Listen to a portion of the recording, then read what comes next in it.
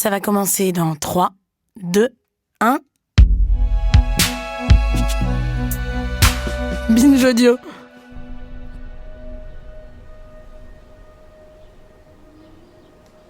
Quand on est dans une relation hétérosexuelle avec enfants, cohabitation, etc., on a l'impression de faire des choix de vie totalement libres et individuels, en se disant c'est mon choix de vie, c'est mon conjoint, c'est ma vie, mais absolument pas. C'est des choix qui nous sont induits, qu'on suit de manière inconsciente. Mais je pense que s'il n'y avait pas cette contrainte à l'hétérosexualité et ces normes si puissantes et ancrées si profondément, je pense qu'on vivrait des vies totalement différentes.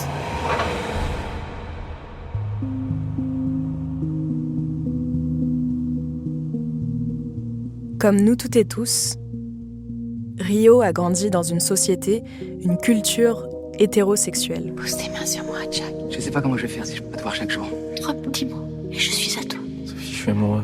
Ça fait des années. Je t'aime plus que le réel petit pois. Elle a appris que désirer les hommes et fonder un foyer avec l'un d'eux, c'était la voie pour accéder au bonheur. Alors elle a déroulé cette partition qui sonnait comme une évidence. Très vite, je lui ai dit, bon, quand est-ce qu'on a un enfant ? Sans imaginer tout ce qui l'attendait. Je me sentais entravée, emprisonnée. Je disais les choses doivent changer, je n'étais pas écoutée. Sans imaginer qu'elle pouvait aussi faire autre chose. Pour la première fois de ma vie, je voyais des lesbiennes partout. Essaye, tu verras. Enfin, je veux dire, tente le coup, allez, vas-y, lance-toi. Je ne pouvais plus imaginer autre chose. À quoi ressembleraient nos vies si on s'autorisait à sortir du schéma hétéro ? Qu'est-ce que ça changerait si on pouvait vraiment choisir avec qui et comment investir nos désirs ? À chaque nouvelle relation queer, on recrée une sexualité. Bah oui, à l'extérieur de la matrice, le monde n'est pas tout rose, mais au moins, on voit. Rio a 41 ans, et dans cette série, elle va nous raconter son histoire, celle d'un éveil. Où j'ai dû faire le deuil de la vie que je m'étais promise. Parce que quand on remet en cause l'hétérosexualité, c'est pas qu'une affaire d'orientation sexuelle.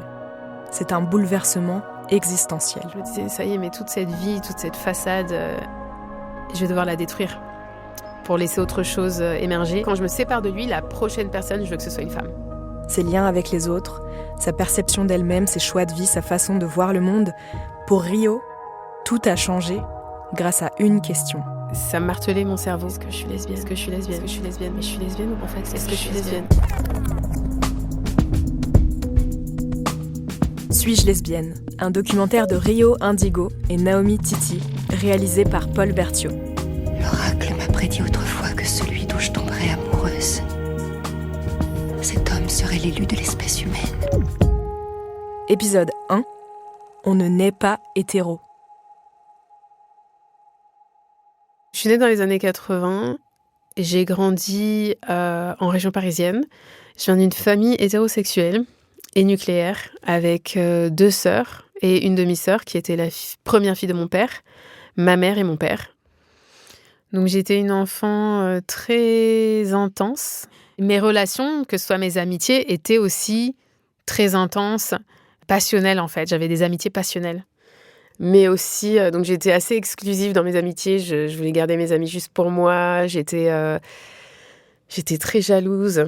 Donc quand mes copines que j'adorais nouaient d'autres amitiés et se rapprochaient d'autres copines à elles, c'était insoutenable pour moi. Donc je mettais en place des stratégies pour rester au centre de leur attention. Je me rapprochais d'autant plus d'elles. J'essayais de proposer des activités avant que l'autre ami propose. Voilà, je le vivais assez mal parce que je me sentais remplacée. Et j'ai appris très vite justement que la jalousie n'est pas seulement tolérée, mais même encouragée dans les relations romantiques, amoureuses. C'est un trait, en fait, qui est vu de manière positive, d'être jaloux. Ça veut dire que, voilà, plus on est jaloux et plus notre amour est fort. Mais en amitié, être jalouse, ce n'est pas accepté, en fait. C'est même pathologisé. Donc, j'ai appris à le masquer aussi. Attends, fais voir un peu, toi. Quoi ? Mais c'est pas vrai. T'es jaloux. Jaloux, oui. Oui, jaloux. Oui, c'est ça, oui. Oh. Mais moi, ça me plaît, tu sais, que tu sois jaloux. Parce que ça prouve que tu tiens à moi.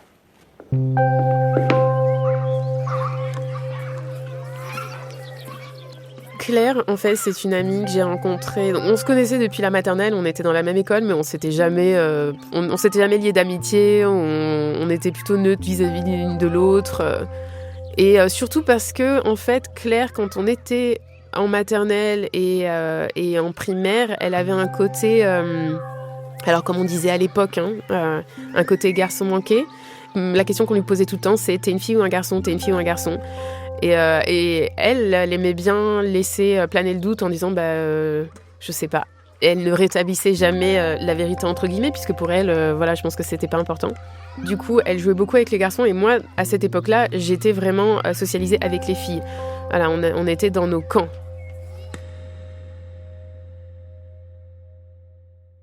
Et puis un jour, en CM2, on s'invite à jouer et là, on passe une après-midi incroyable. Et donc, je l'entendais dire elle-même à sa mère, je l'entendais crier c'est ma meilleure amie. Le statut de meilleure amie, pour moi, c'était très important. J'étais toujours très contente d'en avoir une, en fait, et de me dire, voilà, c'est elle. Je l'ai choisie, c'est elle. À partir de ce moment-là, on est devenus inséparables jusqu'à la fin de l'adolescence. Et avec beaucoup de rires, beaucoup de bons moments passés ensemble. On passait pratiquement toutes nos vacances ensemble. Donc voilà, Claire, ça a été une amitié qui m'a beaucoup façonnée. Je m'y retrouvais aussi parce que j'avais des périodes aussi, entre guillemets, garçon manqué, ou alors j'allais être de l'extérieur définie comme garçon manqué. C'était des petites périodes, c'est-à-dire que dans l'ensemble, je dirais que j'avais plutôt une expression de genre qui est restée dans la norme, en fait, qui restait assez genrée, mais avec des écarts. C'est-à-dire qu'il y a des moments où j'allais m'écarter de cette norme.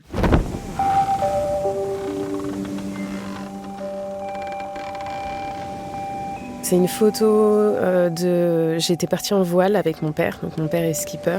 Et il nous emmenait en voile tous les étés. On a été en Bretagne, donc sur un petit bateau avec ma sœur. Et puis il y avait 2 autres enfants qui étaient là aussi. Et j'ai quel âge là? Je sais pas, je devais avoir 10-11 ans. Et on était en train de jouer à la poupée sur le pont. Et on a pris une photo. C'était un âge aussi où je venais de me couper les cheveux. J'avais toujours eu les cheveux très longs. J'avais vu une fille qui faisait de la musique avec moi et j'avais vu cette coupe-là et je m'étais dit c'est absolument magnifique. J'étais devenue complètement éblouie par cette fille en me disant sa coupe de cheveux est absolument fantastique, je veux la même. Et du coup, je m'étais fait couper les cheveux courts comme ça. Ça n'a pas rendu exactement comme elle, donc j'étais un peu frustrée, mais c'était bien pour moi de rompre un peu avec mon identité aux cheveux longs. Donc ça, je l'ai fait régulièrement dans ma vie, mais c'était la première fois que ça m'arrivait.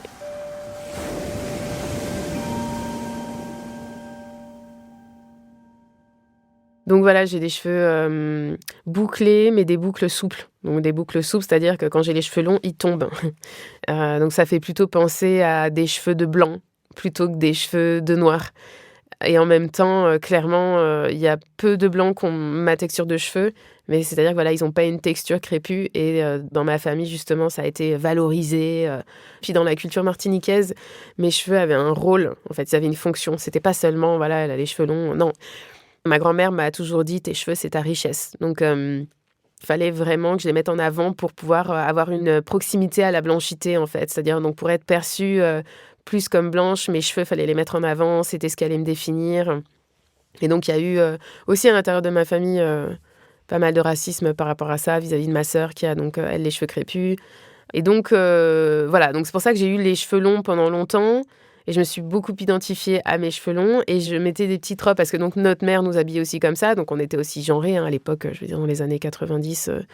On jouait à la poupée de manière assidue, donc on y jouait vraiment tout le temps. Et c'était... cette forme de jeu, ça nous a préparé un petit peu à notre rôle social, donc de femme, de maman. C'était évident qu'à un moment donné, il faudrait qu'on ait des enfants. Et puis, c'était aussi, je pense, poussé par notre entourage, par notre père, notre mère, nos oncles, nos tantes. Et ma mère, souvent, quand elle voyait des photos, c'était toujours des photos de... Donc je dis carteronne parce que c'est comme ça qu'on dit en Martinique, même si c'est un terme esclavagiste, mais des métisses de quart, c'est-à-dire donc avec une maman métisse et un père blanc forcément. Et donc elle disait tiens regarde, elle pourrait ressembler à ta fille. Alors je pense que c'était inconscient parce que donc en Martinique, comme dans toutes les ex-colonies, mais particulièrement la Martinique, Il y a dans toute notre culture et tout l'inconscient collectif de Martinique, évidemment, énormément de racisme internalisé, puisque c'est ce qui a façonné notre identité, notre histoire. Inconsciemment, dans beaucoup de familles de Martinique, il y a eu le désir de se blanchir de génération en génération. Et dans ma famille, ça a été un cas extrême, où vraiment tous les frères et sœurs se sont mariés avec des personnes blanches. Alors Rosen, je l'ai rencontrée, je faisais du violoncelle, on était dans le même orchestre et on était tous les deux violoncellistes dans le même orchestre. Et donc j'ai rencontré Rosen à ce moment-là et on s'est tout de suite très très bien entendu, mais vraiment une amitié qui coule de source. Ce genre d'amitié où vraiment c'est clair qu'on avait, c'était même les limites karmiques en fait, comme si on s'était connus dans une autre vie. Et elle était plus âgée que moi, elle avait 3 ans de plus que moi, donc moi j'avais 13 ans, elle en avait 16. Et petit à petit, notre relation s'est transformée en relation platonique, romantique. C'est-à-dire qu'on était en couple, sauf qu'on s'embrassait pas sur la bouche, mais on se tenait la main, on se faisait des bisous dans le cou, on était des bisous sur les joues, on était en relation romantique, platonique. Et donc, voilà, on vivait ça, mais en se disant, on ne fait rien de mal, donc tout va bien en fait. On a totalement le droit d'être proche à ce point. Et j'ai toujours été physiquement proche de mes amies. Donc, c'est-à-dire que de toutes mes amies, j'ai toujours été très physique avec elles. C'était pas quelque chose de surprenant ou d'inhabituel me concernant. Mais là, c'était un niveau supérieur. On était passé à autre chose quand même.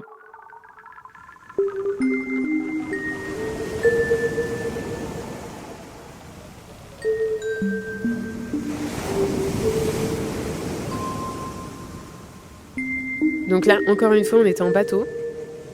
On était en bateau en Bretagne et c'était un peu notre mode, quoi. On était toujours collés l'une à l'autre. Et ça mettait mon père très mal à l'aise, d'ailleurs, à l'époque. Parce qu'il était avec nous, on était avec ma sœur, une autre amie, Rosen et moi. Il avait quand même la décence de ne pas le montrer à l'époque, mais je me souviens que quand il s'agissait de répartir les cabines, il avait bien fait attention à ce que je ne sois pas avec Rosen.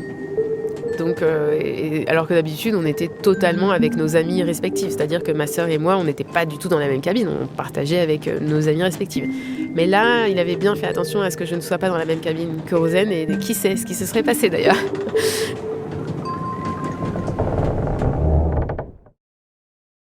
Donc, entre les moments où on se voyait pendant nos répétitions à l'orchestre ou alors les vacances qu'on faisait ensemble, donc on se voyait quand même souvent, mais entre-temps, on s'écrivait des lettres alors qu'on habitait à, 10 km l'une de l'autre. Ma Rosen d'amour, je me languis de toi, de ton odeur, de tes bisous. Chaque instant passé sans toi me plonge un peu plus dans le désespoir. Reviens-moi vite avant que je ne puisse plus me relever. Bon. Mais à part ça, je me suis fait engueuler par mon prof de violoncelle, la flemme. Et puis de toute manière, ça me fait trop penser à toi, mon violoncelle. J'ai eu un 16 en français, et mon chien est malade et il a vomi partout dans la cuisine. Je t'aime plus que tout, ma Rosen. Écris-moi vite. Alors je me disais pas que j'étais amoureuse de Rosen, mais en fait ça me faisait un bien fou de laisser mes émotions et mes sentiments se déployer de manière totalement libre, sans retenue. Et même si dans notre communication, dans notre manière de le vivre, il y avait beaucoup d'humour. C'est-à-dire qu'on savait, c'était un peu comme un jeu, mais en même temps un jeu très sérieux. Le fait de le prendre sur le ton de l'humour, ça nous permettait aussi de ne pas se retenir. Et en même temps, évidemment, avec la retenue au niveau physique. C'est-à-dire de ne pas s'embrasser sur la bouche, vraiment, de ne pas passer à l'acte, en fait. Donc ça, c'était quelque chose d'implicite entre nous. Et je me suis pas posé la question, je me disais pas est-ce que je suis vraiment amoureuse d'elle, mais je savais que je l'aimais profondément. Et cet amour, j'en ai jamais douté, il était là, il était présent. Et d'ailleurs, je l'ai ressenti quand elle s'est retirée de ma vie, en fait. Ce que je vivais avec Rosen, en fait, c'était... ça n'avait pas de nom. C'était même pas imaginable. C'est-à-dire que nous embrasser et vraiment passer à l'acte et avoir vraiment une relation... Alors, si on avait partagé cette cabine, peut-être, qui sait. Mais en tout cas, c'était pas quelque chose que je conceptualisais, j'y réfléchissais pas. Parce que ça n'existe pas, en fait. Pour moi, le fait d'être lesbienne ou l'amour lesbien, l'amour queer entre femmes, ça n'existait pas à l'époque. Pour trouver l'âme sœur, ce jeune manchot doit y aller pas à pas. Donc, l'endoctrinement et l'hétérosexualité, c'est quelque chose dont on ne prend conscience qu'une fois qu'on l'a déconstruit. Pour commencer, on verra une femelle. C'est-à-dire que ça fait tellement partie de l'air qu'on respire, on ne se rend pas compte. Ça fait partie de la normalité qui nous est présentée comme un ordre naturel des choses. La louve et son partenaire alpha sont les chefs de la meute. C'est-à-dire qu'il n'y avait même pas ce concept d'hétérosexualité, c'était la manière d'être. C'est d'ailleurs sur cette branche que la femelle qui aura été séduite prendra ses quartiers. D'ailleurs, quand j'ai eu 14 ans, j'ai fait un tatouage à l'insu de mes parents. Et je m'étais dit, bon, alors je vais me faire un tatouage universel et intemporel. Quelque chose qui sera valable absolument toute ma vie pour que je ne puisse pas le regretter. Ces oiseaux s'accouplent pour la vie. L'arrivée du printemps a rallumé la flamme de leur amour. Et en fait, j'ai fait un tatouage des gamètes mâles et femelles, donc le signe de l'hétérosexualité, en me disant, voilà, c'est parfait, ça ne changera jamais. Ça représente l'amour, donc l'amour, ce sera valable absolument toute ma vie. C'était incontournable, c'était une évidence absolue. C'était quelque chose que je ne devais même pas questionner, je ne devais même pas remettre en question ce chemin de vie. C'est ici qu'aura lieu la danse nuptiale. Tout doit être parfait.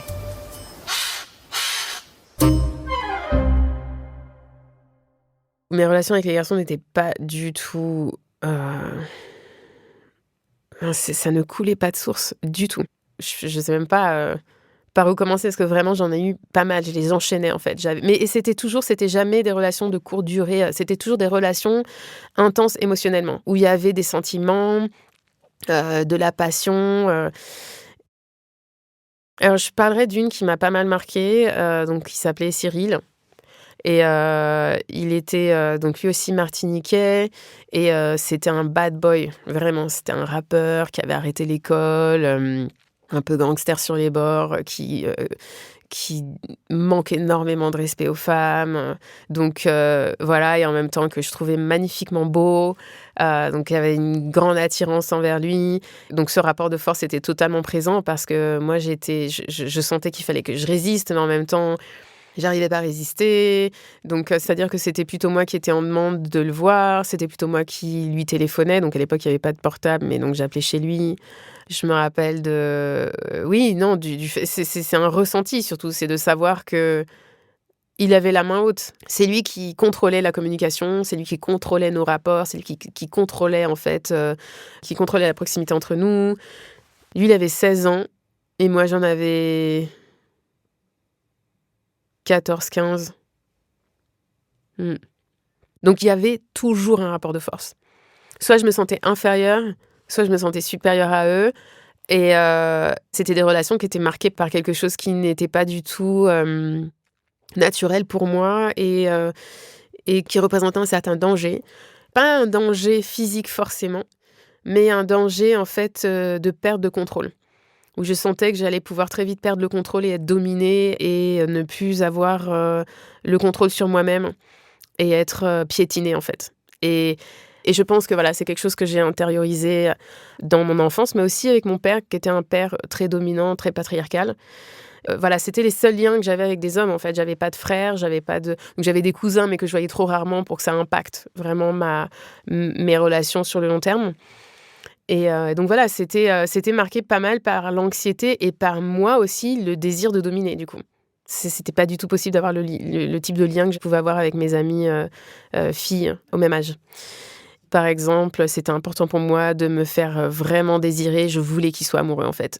J'allais induire une sorte de manque en eux, c'est-à-dire le fait que je ne sois pas disponible ou alors que je me rende inaccessible pour eux, pour qu'ils développent un manque et un amour entre guillemets, parce que c'est pas de l'amour, c'est du désir, mais c'est pas ce que j'appelle l'amour aujourd'hui. Mais j'allais vraiment faire attention à ne pas être dans une posture moi-même où j'allais leur demander à eux du temps et qu'ils soient en mesure du coup de décider dans quelle mesure ils allaient s'engager émotionnellement. Il y avait toujours cette trame en fait qui était là, ce thème qui restait très souvent de manière implicite présent dans nos rapports, mais jamais absent. Donc c'est jamais quelque chose qui a disparu.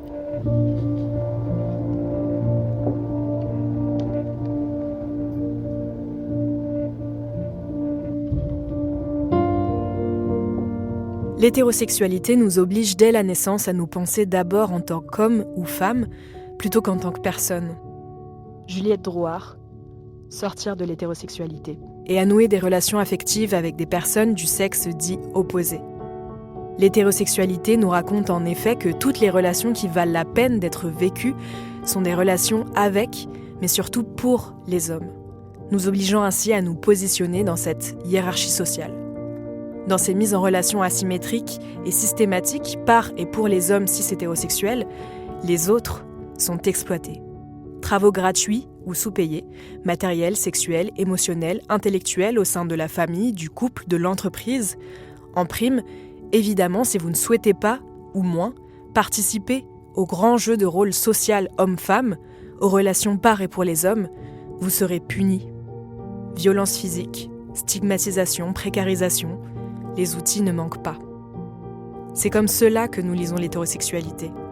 Le contenu et le sens imposé à l'écrasante majorité des relations. L'hétérosexualité, c'est un terme relationnel sexiste, un système d'organisation de la société et donc un régime politique. Et un système, ça se démonte. J'ai trouvé ça très souvent assez creux, des relations longues, sérieuses entre guillemets, mais qui n'étaient pas satisfaisantes émotionnellement pour moi. Ça manquait de profondeur émotionnelle, ça manquait de liens forts, intenses. Je pense que ça fait partie de la socialisation masculine dans une société patriarcale où quand on est un garçon, on ne se connecte pas avec ses émotions, on ne se connecte pas avec son monde intérieur, avec... Et d'ailleurs, c'est pas seulement les hommes. Je pense qu'on vit dans notre société capitaliste européenne qui a coupé tout lien avec le spirituel. C'est difficile aussi de se connecter en fait avec qui on est vraiment. Donc, mais pour les garçons et les hommes, de manière plus intense, je dirais. Ce cours s'inscrit dans le programme de prévention contre le divorce et pour la promotion de la vie à deux. Et je me souviens que ma mère m'avait donné le livre « Les hommes viennent de Mars, les femmes viennent de Vénus ». Nous sommes donc différents, vous suivez bien.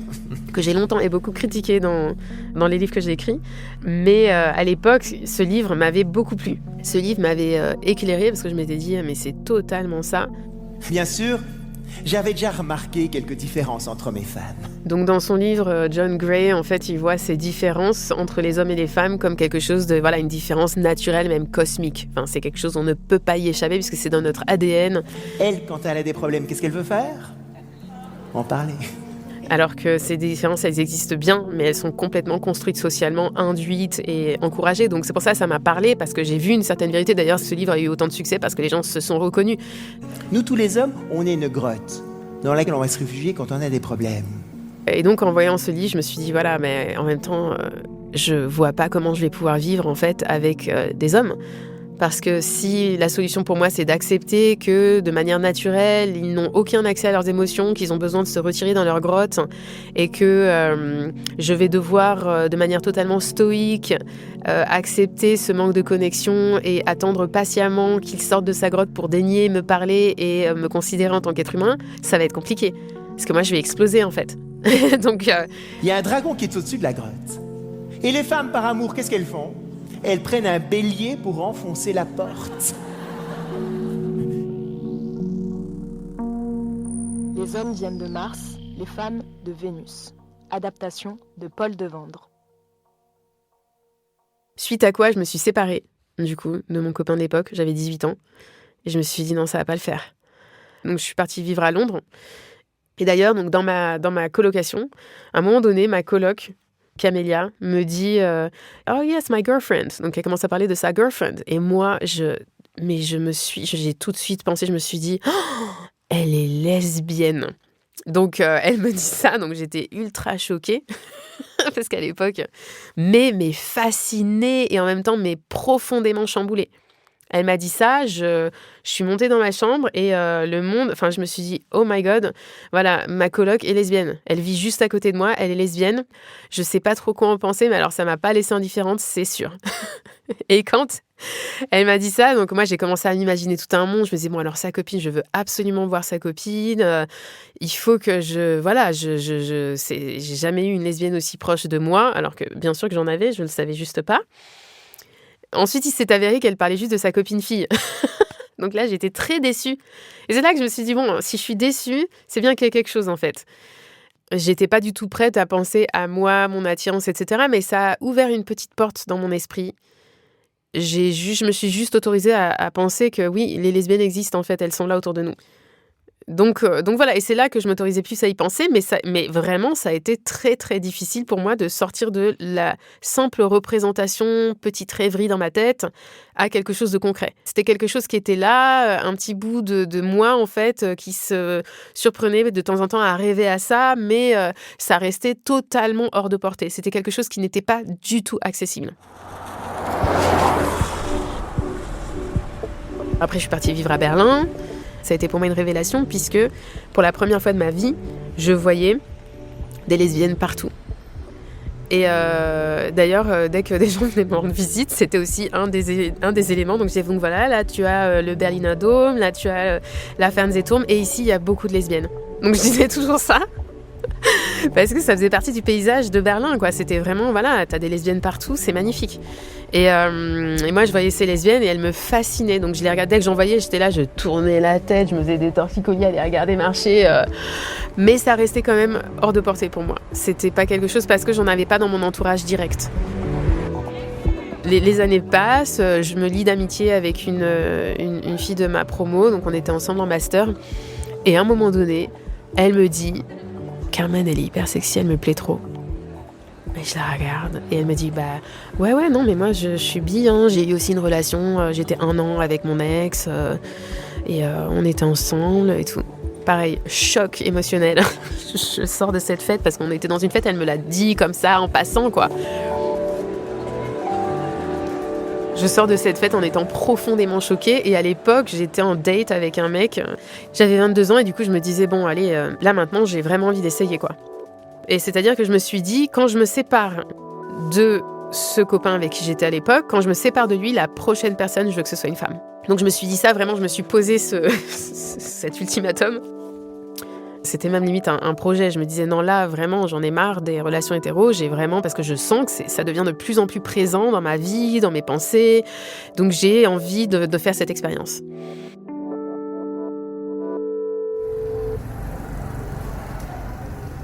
On est parti vivre au Cambodge. Ma relation battait de l'aile. On était dans un bar à Phnom Penh. Et là, je vois ce jeune homme qui se rapproche de moi et qui se présente. Il me dit bonjour. Et il me dit son nom et moi j'entends, je suis Monsieur Parfait.